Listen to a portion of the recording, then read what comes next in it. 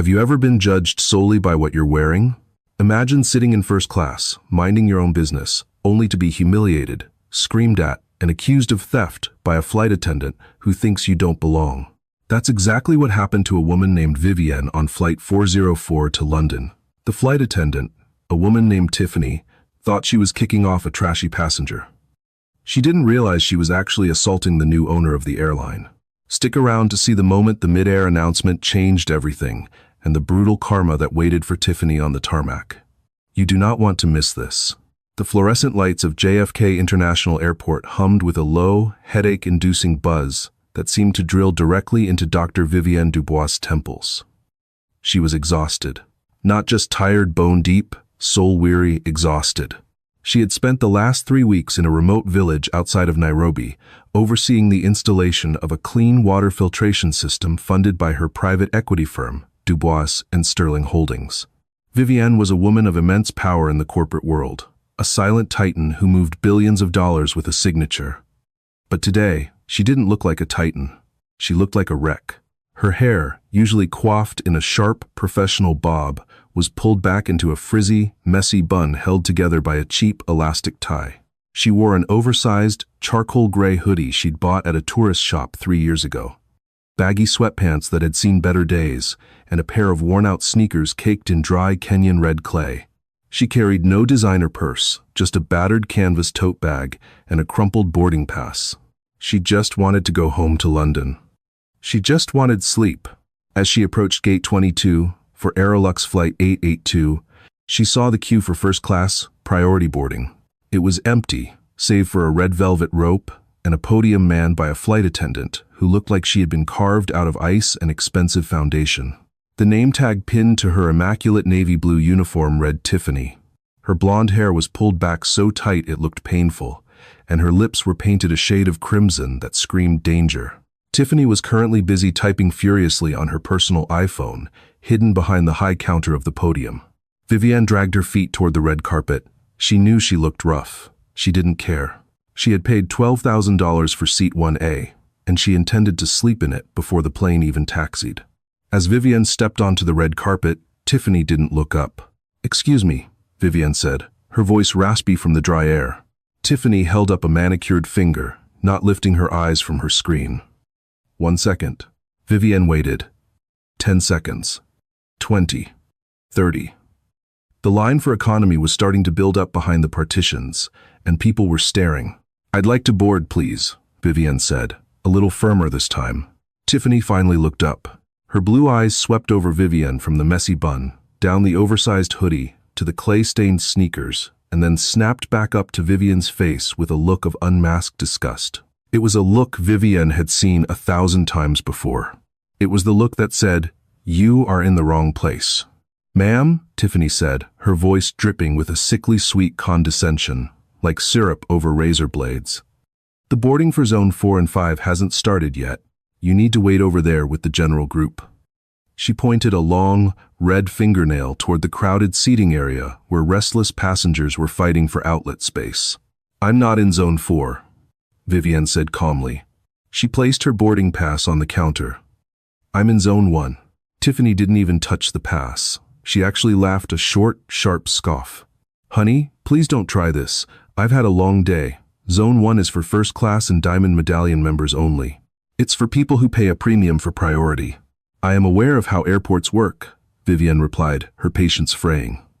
"Scan the pass." Tiffany sighed, a theatrical exhale that shook her shoulders. She snatched the paper from the counter as if it were contaminated. "Fine. But when this beeps red, you are going to the back of the line, and I'm going to have security check your bag for trying to bypass protocol." Tiffany slammed the QR code under the scanner, a smug smirk already forming on her lips, ready to savor the rejection tone. Beep beep. Green light. The screen on the podium flashed. Passenger. Dubois, Vivienne. Seat 1A. Status, Vivienne. Tiffany's smirk faltered, but only for a microsecond. She stared at the screen, then at the machine, and gave it a hard smack on the side. "Piece of junk," she muttered. She looked back at Vivienne, her eyes narrowing. She didn't see a VIP. She saw a scam. "The machine is glitching," Tiffany declared, tossing the boarding pass back at Vivienne. It fluttered to the floor. Vivienne stared at the paper on the dirty carpet, then slowly looked up at Tiffany. The air around them seemed to drop 10 degrees. "Pick it up." "Excuse me?" Tiffany gasped, hand going to her chest. "I said, pick it up," Vivienne said, her voice low but carrying the weight of a woman who had fired entire executive boards. "You dropped my boarding pass on the floor. The machine didn't glitch. I am in seat 1A. Now pick it up and let me board." Tiffany's face flushed a blotchy red. She looked around. A few businessmen in suits behind Vivienne were watching. She couldn't lose face. "I will do no such thing," Tiffany hissed. "And since you want to have an attitude, you can wait. I need to verify this ticket manually. It's probably a counterfeit. We've had a lot of your type. Trying to Photoshop tickets lately." "My type?" Vivienne asked, arching a brow. "Scammers," Tiffany said quickly, though the racial undertone hung heavy in the air. She picked up the gate phone. "I'm calling the gate supervisor. Step aside." Vivienne didn't move. She checked her watch. It was a Patek Philippe, but it was hidden under the sleeve of her hoodie. "Call him. His name is Roger Sterling. Tell him Vivienne is here." Tiffany froze. She knew the name Roger Sterling. He was the regional director for Aerolux, a man most flight attendants only saw in training videos. She looked at the disheveled woman in front of her.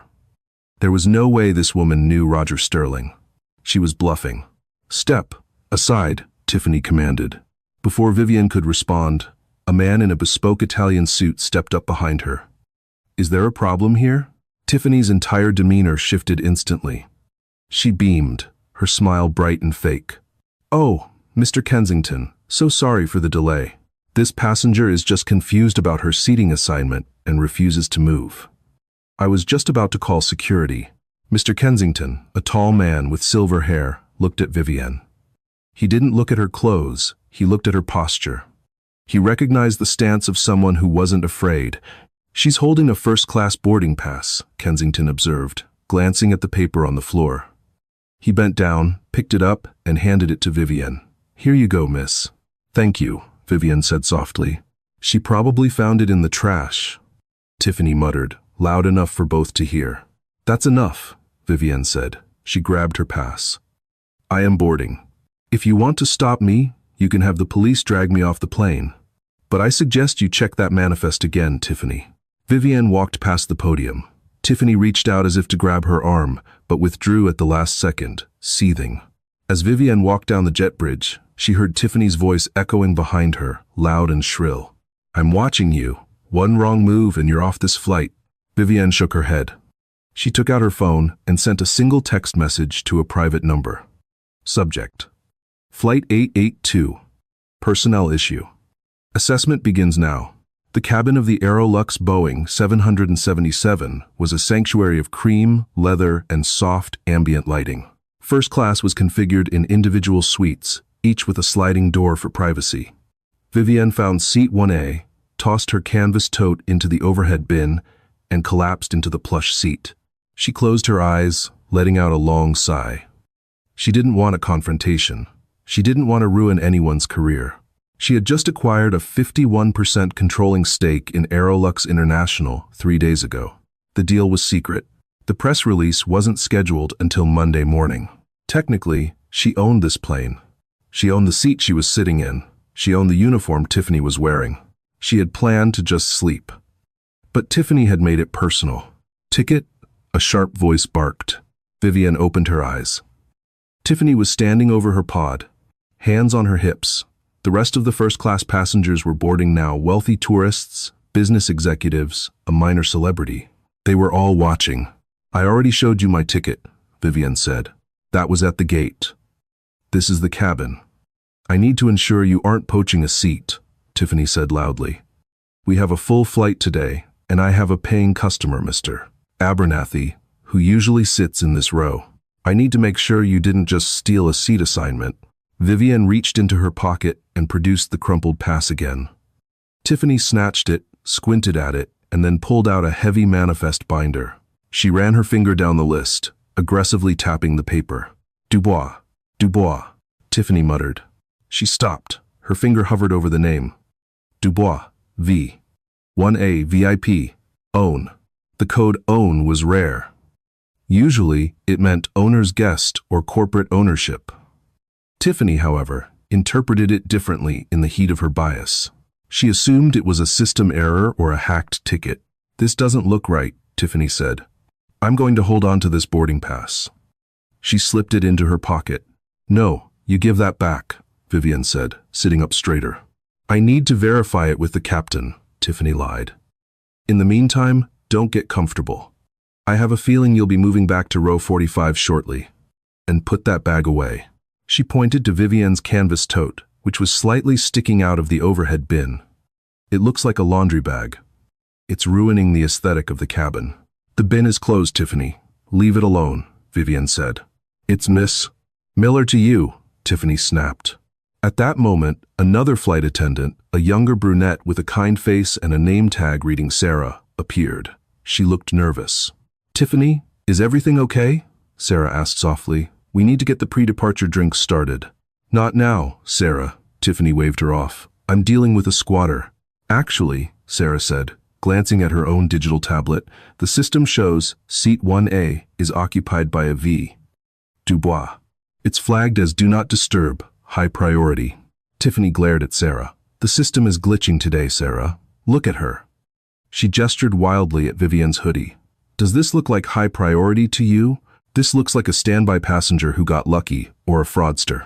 Go get the champagne for Mr. Kensington and Mrs. Vanderwall. I'll handle the situation here." Sarah looked apologetically at Vivian, mouthed, "I'm sorry," and hurried away. Vivian leaned back. She decided to let Tiffany dig her hole deeper. "I'd like a glass of water, please," Vivian said. Tiffany laughed. It was a cruel, hollow sound. "Water? Champagne is for first class. Water is for, well, you can wait until we reach cruising altitude. If you're still here." She spun on her heel and marched away to fawn over a man in seat 2B, her voice instantly transforming into a sultry purr. "Mr. Sterling. Oh, I mean, Mr. Kensington. So wonderful to see you again. Can I start you off with some Dom Perignon?" Vivian watched the performance. She saw Tiffany serve every single person in the cabin a pre-flight drink. She served the man in 2B. She served the couple in 3A and 3B. She even served the teenager in 4A who was wearing headphones and ignoring her. She skipped seat 1A entirely. Vivian remained silent. She pulled out her phone and opened the Notes app. Item 1. Staff training on bias required immediately. Item 2. Review termination protocols for senior cabin crew. Item 3. Tiffany Miller. The plane pushed back from the gate. The safety video played. Tiffany stood at the front of the cabin, demonstrating the life vest. As she went through the motions, she locked eyes with Vivian. She smirked and winked, a gesture of pure intimidation. Vivian didn't blink. She just stared back, her face a mask of calm calculation. The engines roared to life, and the plane began to taxi. "Ladies and gentlemen," the captain's voice came over the intercom. "This is Captain Robert Anderson. We're next in line for takeoff. Flight time to London is 6 hours and 40 minutes. Sit back, relax, and enjoy the award-winning service of Aerolux." Award-winning, Vivian thought. We'll see about that. As the plane hurled itself down the runway and lifted into the sky, the G-force pressed Vivian into her seat. She looked out the window at the shrinking city of New York. The wheels retracted with a thud. The seatbelt sign pinged off. Immediately, Tiffany was in the aisle. She pulled the curtain shut between first class and the galley, but she did it with such force that the fabric whipped the air. She emerged a moment later with a hot towel tray. She walked past Vivian. "Excuse me," Vivian said. "May I have a towel?" Tiffany stopped. She looked down, feigning surprise. "Oh, I didn't see you there. You blend into the upholstery so well with that outfit." "Sorry, I'm all out of hot towels. I only heated enough for the list." "There are 12 seats," Vivian said. "There are 12 passengers. How are you out?" "I gave 2 to Mr. Kensington." Tiffany smiled sweetly. "He's a Diamond member. We prioritize loyalty." Vivian nodded slowly. "I see. Do you want a napkin?" Tiffany reached into her pocket and pulled out a flimsy paper cocktail napkin, tossing it onto Vivian's lap. "There. Wipe your hands." A gasp came from across the aisle. It was Mrs. Vanderwall in seat 1B, an elderly woman draped in pearls. "My word," she whispered to her husband. That was incredibly rude. Tiffany didn't hear her. She was already moving down the aisle, feeling victorious. She thought she was putting a scrub in her place. She thought she was protecting the sanctity of her first-class cabin. She had no idea that the scrub in seat 1A had just connected to the onboard Wi-Fi and was currently initiating a video call with the Aerolux board of directors. 2 hours into the flight, the aroma of roasted garlic, rosemary, and searing beef filled the first-class cabin. Sarah, the junior flight attendant, was pushing the trolley down the aisle, her face tight with anxiety. She had been watching Tiffany's behavior with growing horror but felt powerless to stop her senior lead. When the trolley reached seat 1A, Vivian looked up from her iPad. She was currently reviewing the quarterly financial reports for the airline reports that showed a disturbing dip in customer satisfaction scores, specifically on transatlantic routes. "Good evening, Miss Dubois," Sarah said, her voice shaking slightly. "For dinner tonight, we have a choice of the pan-seared filet mignon with truffle mash, the miso-glazed Chilean sea bass, or the wild mushroom risotto.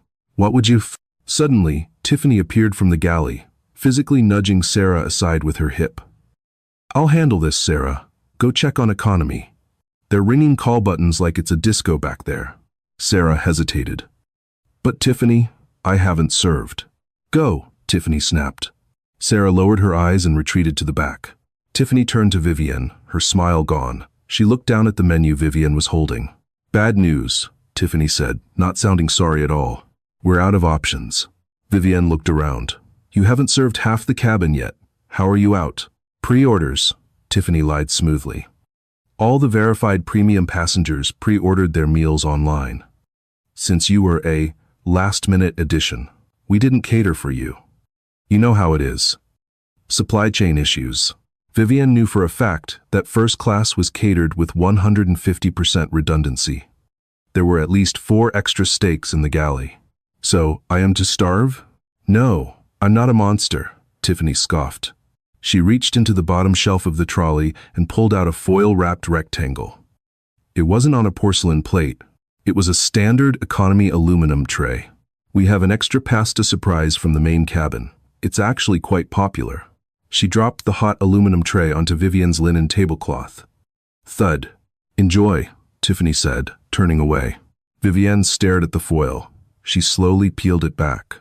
Inside was a congealed lump of overcooked penne in a watery tomato sauce, accompanied by a stale bread roll. She looked across the aisle. Mr. Kensington in 2B was cutting into a tender, pink steak. Mrs. Vanderwall was enjoying the sea bass. Vivian took a deep breath. "Do not engage," she told herself. "Let her dig." She picked up her fork and took a bite of the bread. She would eat it. She would eat every bite of this insult, and she would remember the taste when she signed Tiffany's termination letter. But Tiffany wasn't done. She was pacing the galley, fuming. The fact that Vivian was eating the slop without complaining infuriated her. She wanted a reaction.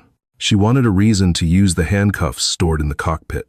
Tiffany grabbed the purser's tablet, the main device used to control the cabin lighting, seat temperatures, and access passenger manifests. An idea formed in her mind. A wicked, career-ending idea. She walked down the aisle, holding the tablet. As she passed seat 1A, she deliberately stumbled. "Whoops," Tiffany yelped. She lurched sideways, slamming her hip into Vivian's shoulder. The tablet flew out of her hand and slid under Vivian's seat.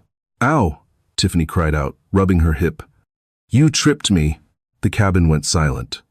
Mr. Kensington looked up, fork suspended halfway to his mouth. She didn't move. "Tiffany, you fell into her." She stuck her foot out. Tiffany shrieked, her voice rising an octave. "I saw it. And now, oh my God, where is the master tablet?" Vivian looked down. "It's under my seat. You threw it there." "I threw it?" Tiffany gasped. "That tablet contains sensitive security data, passenger credit card info. It's a federally protected device." She dropped to her knees, not to look for the tablet, but to get in Vivian's face. "Give it back." "I don't have it," Vivian said, recoiling from the woman's proximity. "It slid under the ottoman. Reach under and get it." Tiffany stood up, her face flushed with adrenaline. She turned to the cabin, addressing the other passengers. "Ladies and gentlemen, I apologize for the disruption. It appears we have a security situation. This passenger has concealed the master flight tablet and is refusing to return it. This is ridiculous, Vivian said, her voice turning icy. It is on the floor. I checked the floor, Tiffany lied. It's gone. You put it in that nasty laundry bag you're hugging. Vivian's hand tightened on her canvas tote. Inside wasn't laundry. Inside was the prototype blueprint for the Sterling water filter, intellectual property worth roughly $50 million. She wasn't about to let this unhinged woman rummage through it. You will not touch my bag, Vivian warned. Aha! Tiffany pointed a red-tipped finger at her. Guilty. She's hiding it. She's probably trying to steal credit card numbers right now. I knew you were a scammer. Tiffany lunged for the bag. Vivian was faster. She blocked Tiffany's hand with her forearm. It was a defensive move, gentle but firm. Tiffany threw herself backward as if she'd been shot. She stumbled into the aisle, clutching her wrist. Assault, Tiffany screamed. She hit me. She assaulted a flight crew member. That's a federal offense. Sarah, call the captain. Sarah came running from the back, pale as a sheet. What happened? She hit me and she stole the tablet, Tiffany cried, squeezing out a fake tear. Code red, Sarah. Get Captain Anderson out here now. We need to restrain her. Vivienne stood up. She was tall, reaching 5'10", and when she stood to her full height, she towered over Tiffany. Call him, Vivienne said, her voice booming through the silent cabin. Call the captain. Now. The cockpit door unlocked with a heavy mechanical clunk. Captain Robert Anderson stepped out. He was a man of 60, with salt and pepper hair and the weary look of a man who just wanted a smooth retirement. He had flown for Aerolux for 30 years. He had seen drunk passengers, sick passengers, and scared passengers, but he had rarely seen his lead flight attendant looking this frantic. What is going on here? Anderson asked, his voice a low rumble. He adjusted his hat, his eyes scanning the scene. He saw Tiffany, clutching her wrist and hyperventilating theatrically. He saw the first-class passengers looking uncomfortable, and he saw Vivian, standing calmly by seat 1A in her oversized hoodie, looking him dead in the eye. Captain, Tiffany rushed to him. She attacked me. She tripped me while I was doing checks, stole the master tablet, and when I tried to retrieve it, she struck my arm. I want her restrained. I want the police waiting at Heathrow. Captain Anderson frowned. He looked at Vivian. His training told him to trust his crew, but his gut told him something was off. The woman in 1A didn't look like a hijacker. She looked bored. Ma'am, Captain Anderson said to Vivian, is this true? No, Robert, it is not, Vivian said. The captain blinked. He paused. Excuse me? Do I know you? We met at the company Christmas gala 4 years ago in Geneva, Vivian said smoothly. You were complaining about the catering budget cuts. I believe you said the coffee tasted like hot mud. Anderson's eyes widened. That was a private conversation he'd had with a few executives. He looked closer at her. The hoodie threw him off. The messy hair threw him off. But the voice, the commanding cadence, it was familiar.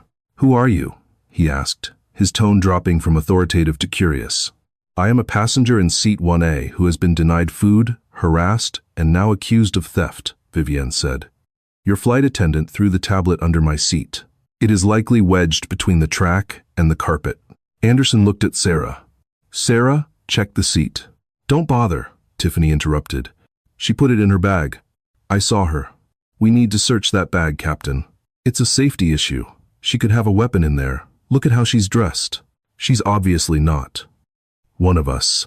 Anderson looked at Tiffany, noting the venom in her voice. Tiffany, calm down. I will not calm down. I am the victim here, Tiffany shouted. If you don't search that bag, I'm filing a grievance with the union. I don't feel safe flying with her. Captain Anderson sighed. He turned to Vivian. Ma'am, to resolve this, and to ensure the safety of the flight, would you mind letting us check the bag? Just to clear this up.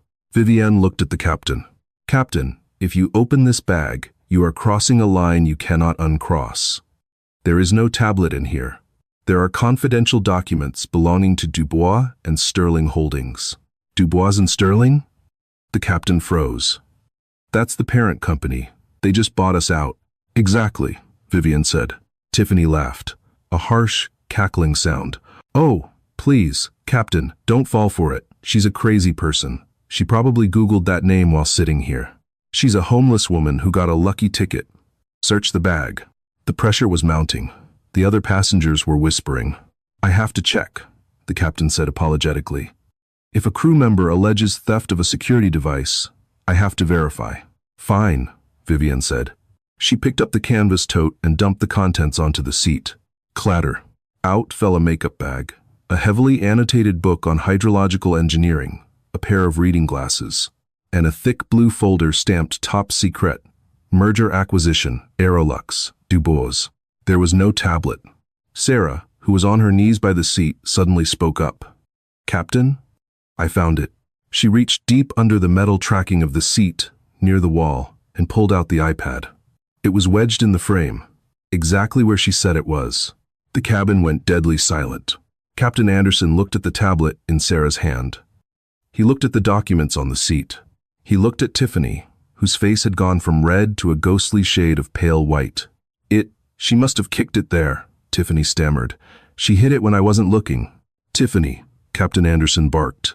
Enough. He turned to Vivienne. He looked at the blue folder. He read the name on the corner of the document. Prepared for V. Dubois, CEO. The color drained from Captain Anderson's face. He looked at Vivienne, really looked at her this time. He recognized the eyes. He recognized the watch on her wrist, now visible as her sleeve had ridden up. Miss Dubois? He whispered. Dr. Vivienne Dubois? Yes, Captain, Vivienne said, crossing her arms. I just bought your airline, and I decided to fly incognito to see how my employees treat their customers. Specifically, customers who don't look like they belong. She turned her gaze slowly to Tiffany. And Tiffany, Vivienne said, her voice quiet and terrifying. You have given me quite a show. Tiffany stood trembling. She opened her mouth to speak, to spin another lie, but no words came out. Captain, Vivienne said, I would like to return to my seat. I have work to do, and I would like this flight attendant removed from my presence for the remainder of the flight. If she comes near row 1 again, I will have the plane diverted. Understood, ma'am, Anderson said, straightening up. Tiffany, get to the back galley. Stay there. Do not speak to anyone. Sarah, you are now the lead for first class. But Tiffany started. Now, Anderson roared. Tiffany flinched. She looked around the cabin. Mr. Kensington was shaking his head in disgust. Mrs. Vanderwall was glaring at her. She had lost the room. She turned and fled through the curtain, her heels clicking rapidly on the floor. Captain Anderson looked at Vivienne. Miss Dubois, I am profoundly sorry. I had no idea. We will discuss your command of the cabin later, Captain, Vivienne said, sitting back down. For now, please fly the plane. I have a board meeting to prepare for. Yes, ma'am. The captain retreated to the cockpit, closing the door softly. Vivienne sat in the silence. Sarah approached her, trembling, holding a bottle of Dom Perignon. Miss Dubois, can I get you anything? Sarah asked. Vivienne looked at the young woman. Yes, Sarah, you can get me that pasta. I'm actually quite hungry. But we have the steak. I can cook a fresh one. The pasta is fine, Vivienne said. And Sarah? You're doing a good job. Sarah smiled weakly and hurried away. Vivienne leaned back. The immediate battle was won, but the war wasn't over.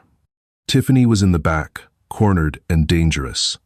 And they still had 4 hours until they landed in London. Vivienne knew that people like Tiffany didn't just give up. They lashed out. She picked up her phone. She had a signal now. She typed a message to her head of security in London. Text, meet flight 882 at the gate. Police escort required. We have a situation. The atmosphere in the rear galley of flight 882 was toxic. Tiffany Miller sat on a jump seat, her legs crossed aggressively, furiously tapping a message out on her phone to her union rep. She had been banished from first class, an indignity she had never suffered in her 8 years of flying. It's harassment, pure and simple. Tiffany spat at Mark, a junior attendant who was trying to organize the duty-free cart. The captain is senile. He's letting a homeless woman run the flight deck. I'm going to have his license for this. Mark kept his head down. Tiffany, Sarah said the lady in 1A had documents. Confidential ones. Sarah is an idiot, Tiffany snapped. You can print anything off the internet. I'm telling you, that woman is a grifter.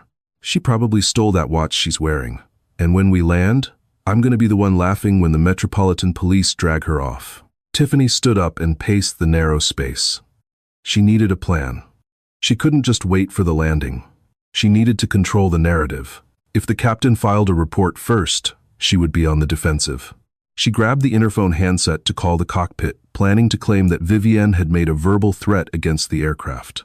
It was the nuclear option, but Tiffany was desperate. She lifted the receiver. It was dead. What the? She tapped the cradle. Nothing. The captain cut the line to the back, Mark whispered, looking terrified. He isolated the aft galley. Tiffany slammed the handset into the wall. This is a conspiracy. Suddenly, the cabin lights flickered and brightened. The chime sounded. Bing bong. Captain Anderson's voice crackled over the PA system. It wasn't the usual mumbled flight update. His voice was crystal clear, authoritative, and laced with a cold seriousness that made every passenger on the plane look up from their movies. Ladies and gentlemen, this is Captain Anderson from the flight deck. We are beginning our initial descent into London Heathrow. The weather is overcast, 12 degrees Celsius. He paused. The silence on the comms was heavy. I would like to take a moment to make a special announcement regarding a VIP we have on board today. Usually, we respect the privacy of our distinguished guests, but today marks a historic transition for our airline. In seat 1A, Vivienne put down her fork. She hadn't asked for this, but she trusted Robert Anderson. She took a sip of water. In the back galley, Tiffany froze. Her stomach dropped. We are honored, the captain continued, to be carrying Dr. Vivienne Dubois. For those who watch the financial news, you will know that as of this week, Dr. Dubois is the new majority owner and chairman of the board for Aerolux International. A murmur rippled through the economy cabin. People started looking around. Dr. Dubois, the captain's voice boomed. On behalf of the flight deck crew, I want to welcome you. And I want to publicly apologize for any service irregularities you may have experienced during the flight. Please know that under your new leadership, we look forward to weeding out the elements of this company that do not reflect our values of dignity and respect. Cabin crew, prepare for landing. The intercom clicked off. The silence in the rear galley was deafening. Mark looked at Tiffany. His eyes were wide. You tried to arrest the owner, Mark whispered. Tiffany, you tried to arrest the owner. Tiffany sank onto the jump seat. Her face was a mask of sheer horror. The blood had drained from her skin, leaving her looking gray and sickly. The code on the manifest. VIP. Own. It wasn't a glitch. It wasn't a guest. It was the owner. She replayed the last 4 hours in her head. The mocking of the clothes. The pasta surprise. The accusation of theft. The assault claim. She looked. Tiffany stammered, her voice trembling. She was wearing a hoodie. She's a billionaire, Tiffany, Mark hissed. She can wear a trash bag if she wants. You're done. You are so done. No, Tiffany said, her eyes darting around. Denial was her only shield now. No, I can fix this.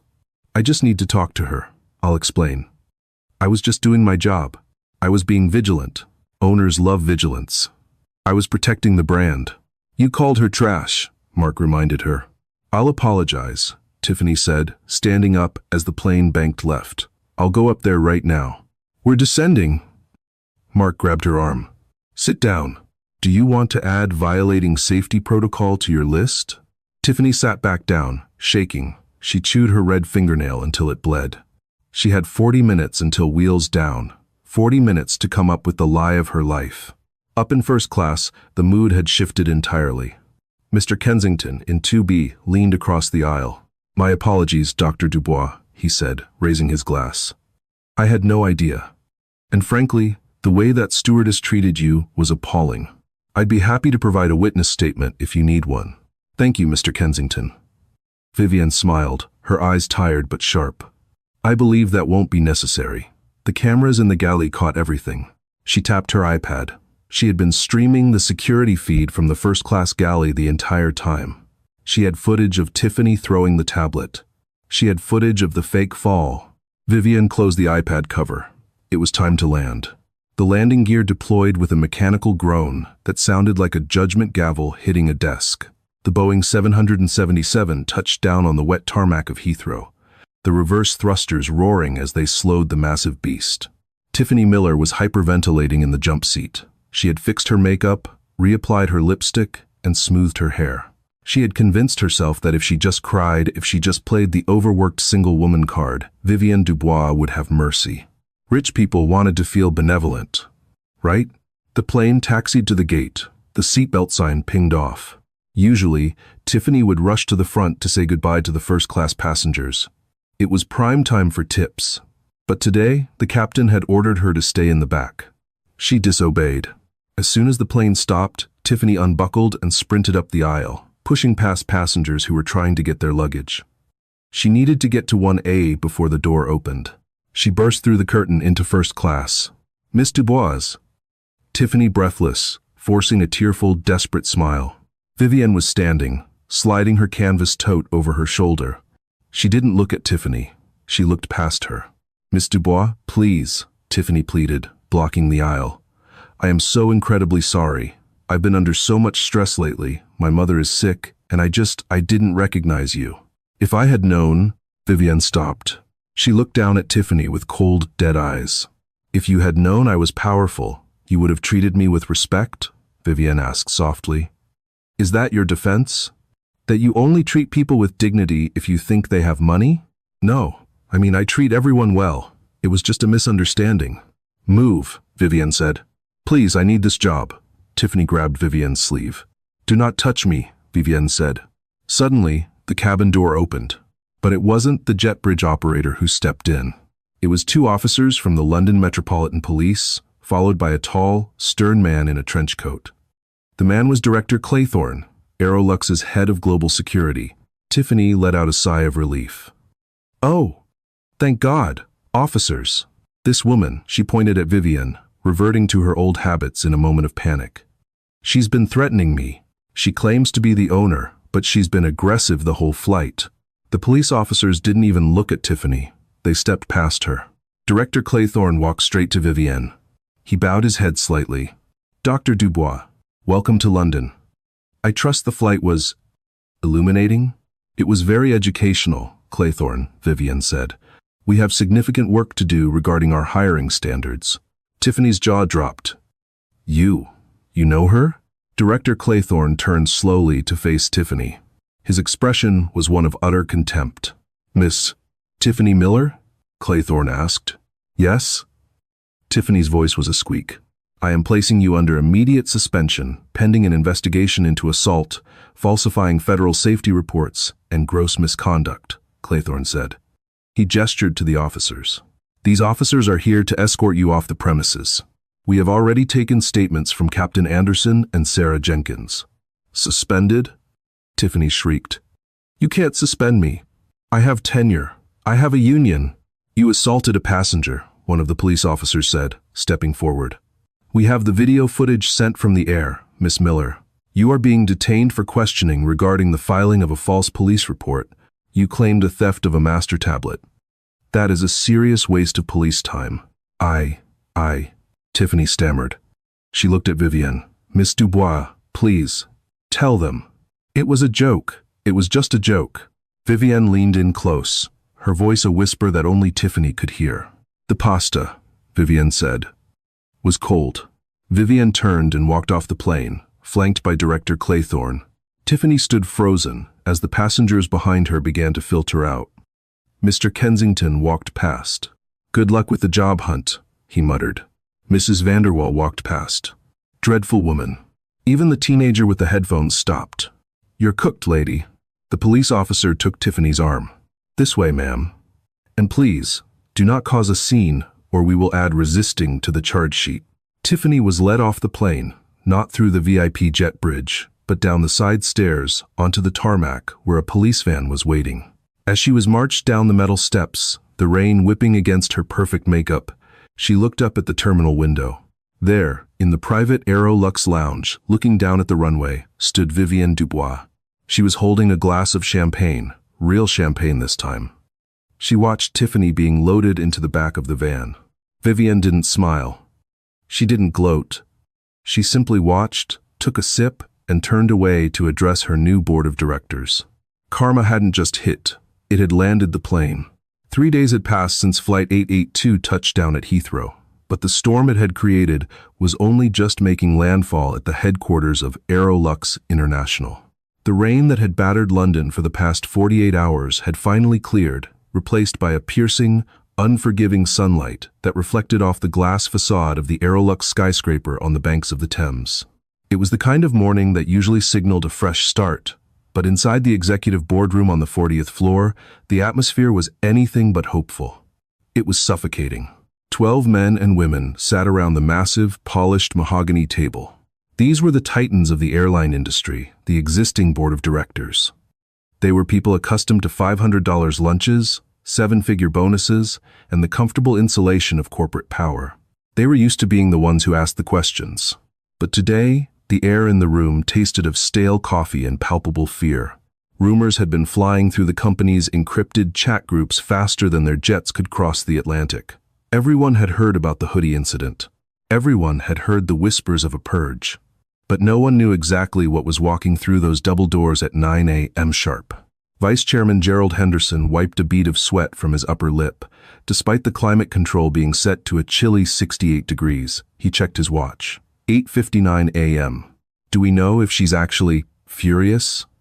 Henderson whispered to the Director of Human Resources, a woman named Linda who looked like she hadn't slept in 3 days. Gerald, Linda hissed back, clutching her tablet. She was accused of theft and served cat food by our senior staff. Furious doesn't even begin to cover it. At exactly 9 a.m., the heavy oak double doors didn't just open. They were pushed wide with a deliberate, rhythmic force. The room went dead silent. You could hear the hum of the hard drives in the server rack in the corner. Vivienne Dubois entered. The transformation was absolute. The woman who had shuffled onto flight 882 inches, a stained tourist hoodie and messy bun, was gone. In her place walked a vision of absolute corporate lethality. She wore a bespoke cream pantsuit by Alexander McQueen that fit her like armor. Her hair was cut into a razor-sharp bob that framed a face set in stone. The only accessory she wore was the Patek Philippe watch on her left wrist, glinting under the harsh boardroom lights, a subtle, ticking reminder that her time cost more than everyone else's combined. She didn't say a word as she walked the length of the long table. Her heels clicked against the marble floor with the rhythm of a metronome counting down to an execution. She reached the head of the table, the seat that had been empty for months since the acquisition began, and stood behind it.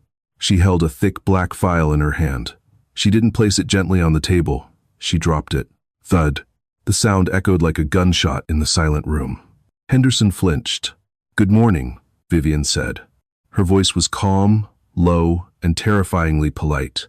"I trust you have all had a more pleasant weekend than I did." "Dr. Dubois," Henderson stammered, trying to muster some authority.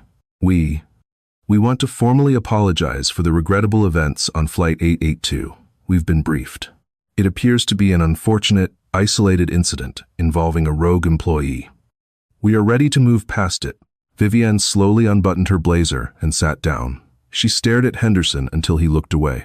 "Isolated," she repeated the word, tasting it. "That is a fascinating word choice, Gerald." She picked up a remote control and pointed it at the massive 80-inch screen behind her. The screen flickered to life. It wasn't a spreadsheet. It wasn't a profit margin graph. It was the security footage from the first-class galley of Flight 882. The board members watched in horrified silence as the video played. They saw Tiffany Miller throw the master tablet under the seat. They saw the theatrical, fake fall. They saw the venom in her face as she screamed for the police.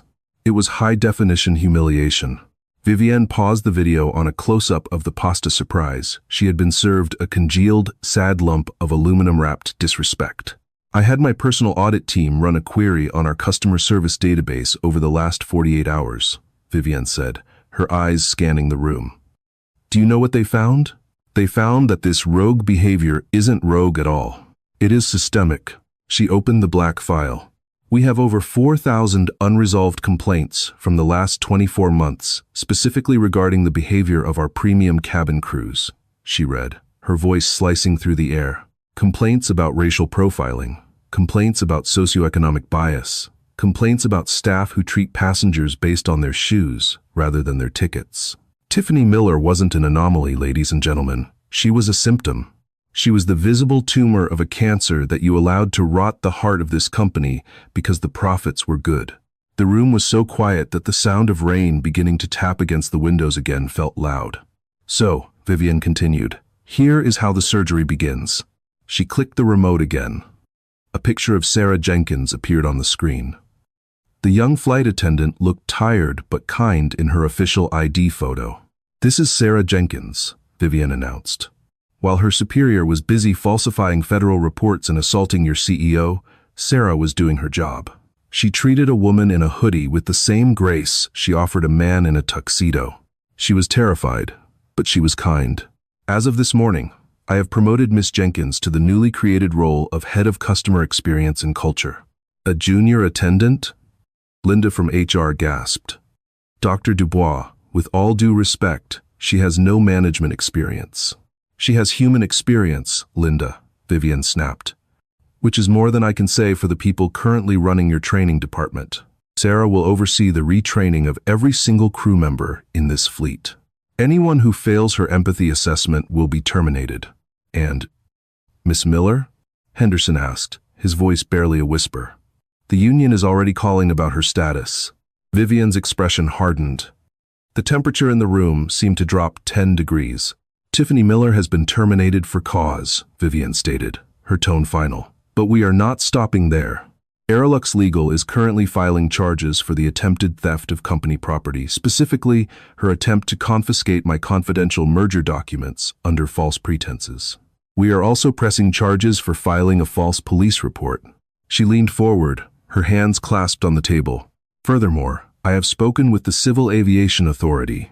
Due to her behavior, endangering the safety of the flight by creating a hostile environment and lying to the captain Tiffany Miller, has been placed on the international no-fly list for airline staff. She will never work in the sky again. She won't even be able to serve peanuts on a budget charter. Her career is over. The brutality of the punishment landed on the board members like a physical blow. It was a message. Do not cross the owner. Do not mistreat the passengers. I am also implementing a new protocol, effective immediately, Vivian announced, standing up. It is called the Invisible Passenger Initiative.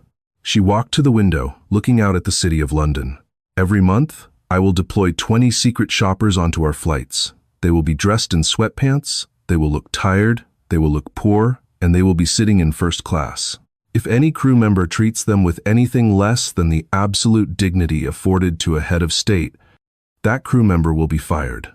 No warnings, no strikes. Immediate termination.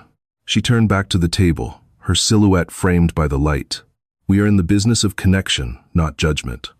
I bought this airline to bridge the world, not to let petty tyrants play God at 30,000 feet. If you have a problem with this new direction, if you think service is beneath you, then the door is behind you. You can leave now, and I will accept your resignations. She waited. 5 seconds. 10 seconds. No one moved. No one breathed. Good, Vivian said, sitting back down and opening a new folder. Now that we understand each other, let's discuss the catering budget. I want that pasta wiped from the face of the earth. 3 hours later, the meeting adjourned. The executives scrambled out of the room like schoolchildren released from detention, desperate for air. Vivian stayed behind for a moment, finishing her notes. She packed her bag, a sleek leather briefcase this time, and headed down to the private garage. Her driver, a stoic man named Arthur, opened the door of her black Mercedes. As the car pulled out of the underground garage and onto the street, the evening traffic of London was beginning to build. The car moved slowly, inching toward the intersection. Vivian looked out the tinted window. On the sidewalk, just outside the revolving glass doors of the Aerolux lobby, a commotion was unfolding. A woman was standing there, arguing with 2 large security guards. She was holding a cardboard box overflowing with personal items, a spare pair of heels, a coffee mug, a framed photo. Her hair, usually pulled back so tight it looked painful, was loose and frizzy in the damp air. Her mascara was running. It was Tiffany. She was shouting, pointing at the building, desperate to get back in. She looked frantic, grabbing the arm of a security guard who firmly pushed her back toward the curb. She was mouthing words. Please, it was a mistake. Let me talk to her. Vivian watched the scene unfold through the thick, soundproof glass. She was less than 10 feet away from the woman who had humiliated her, but they were worlds apart. Arthur, the driver, glanced in the rearview mirror. He slowed the car, sensing his boss was looking at something. "Do you want me to stop, ma'am?" Arthur asked. Vivienne looked at Tiffany one last time. She saw the desperation. She saw the realization sinking in, that the power Tiffany thought she wielded was an illusion, borrowed from a uniform she no longer owned. Vivienne felt no anger anymore. The fire of the confrontation had burned out, leaving only a cold, distant pity. Tiffany was just a ghost, now a cautionary tale standing in the rain. Vivienne turned away from the window and opened her laptop. "No, Arthur," she said softly. "Drive on. We have work to do." The car accelerated smoothly, slipping into the stream of red taillights, leaving Tiffany Miller behind on the wet pavement, shouting at a building that would never open its doors to her again. And that is the story of how Tiffany Miller learned the hardest lesson of her life. You never know who you are talking to. Tiffany thought she was humiliating a nobody in a hoodie, but she was actually digging her own professional grave in front of the one woman who could bury her in it. It's a brutal reminder that character isn't defined by what we wear or how much our luggage costs. It's defined by how we treat people who can do absolutely nothing for us. Vivienne Dubois didn't fire Tiffany because she was angry. She fired her because Tiffany proved she didn't have the heart to serve others. In the end, the trashy passenger ran the company, and the elite flight attendant was left on the curb. Karma doesn't always have a boarding pass, but it always arrives on time. If you enjoyed this story of instant karma and justice, please hit that like button. It really helps the channel grow and tells YouTube you want more stories like this. What would you have done if you were in Vivienne's shoes? Would you have fired Tiffany on the spot, or would you have given her a second chance? Let me know your thoughts in the comments down below. I read every single one. And don't forget to subscribe and ring the bell so you never miss a new story. We have a crazy one coming up next week about a hotel manager who kicked out a homeless man who turned out to be the building's landlord. You do not want to miss that. Thanks for watching. And stay humble.